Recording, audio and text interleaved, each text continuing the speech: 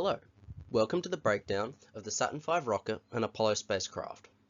Today we'll be breaking down the Saturn V launch vehicle as well as the Apollo spacecraft, both the Command Service Module, also known as the CSM, and the Lunar Excursion Module, or the LEM. As a basic overview, the Saturn V is an American Super Heavy launch vehicle developed in the early 60s for the Apollo program for human exploration of the Moon. Consisting of 3 stages, the rocket had a height of 111 meters and a diameter of 10 meters, and weighed between 2,822 to 2,965 tons, and flew a total of 13 times, 2 as unmanned flights, 10 with crew, 6 of which landed on the Moon, and the final launch to launch the Skylab space station. The S1C stage was the first stage of the Saturn V.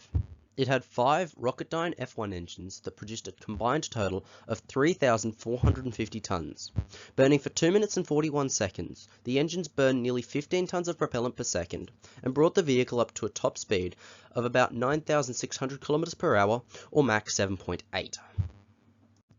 The second stage of the Saturn V is the S2 stage. This stage started up once the S1C was jettisoned at about 67 km altitude.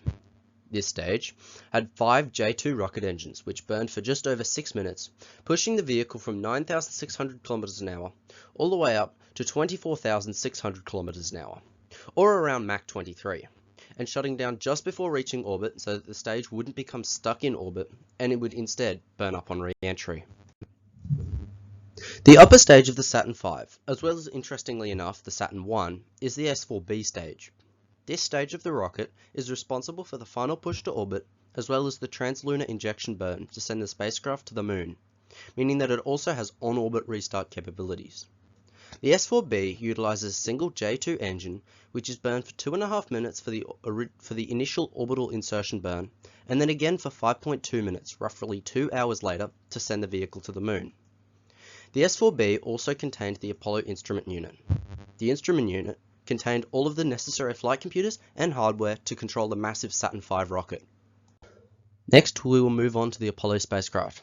This is the state of the spacecraft after it's been delivered to a translunar orbit by the Saturn V rocket. Before going to the Moon, the spacecraft now must be reconfigured. The reconfiguration of the spacecraft involves deploying the lander from the adapter on top of the S4B stage, and then rotating the CSM 180 degrees to dock with the lander before removing it from the S4B to then continue on to the Moon. Next, we'll look at the Lunar Excursion Module.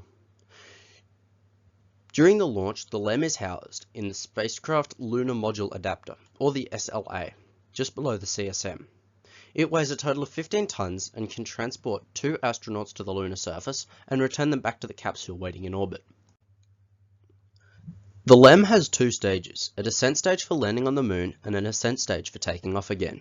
The descent stage has a single throttleable A5 engine, and the ascent stage has a fixed thrust AJ-10-138 engine to return from the surface.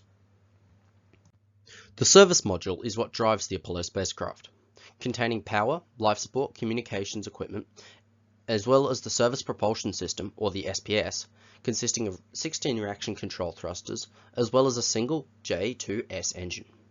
The SPS was responsible for entering the spacecraft into a lunar orbit, as well as braking lunar orbit to return to Earth. The most important part of this Apollo spacecraft is the command module. The CM weighed 5 tons and had a pressurized area of 5.9 cubic meters, and was where the astronauts spent the majority of their time on the Apollo missions.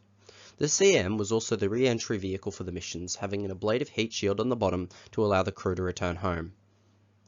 The last part of the Saturn V rocket stack to talk about is the launch escape tower. This tower consisted of several large rocket motors to pull the CM and the crew away from a malfunctioning Saturn V rocket.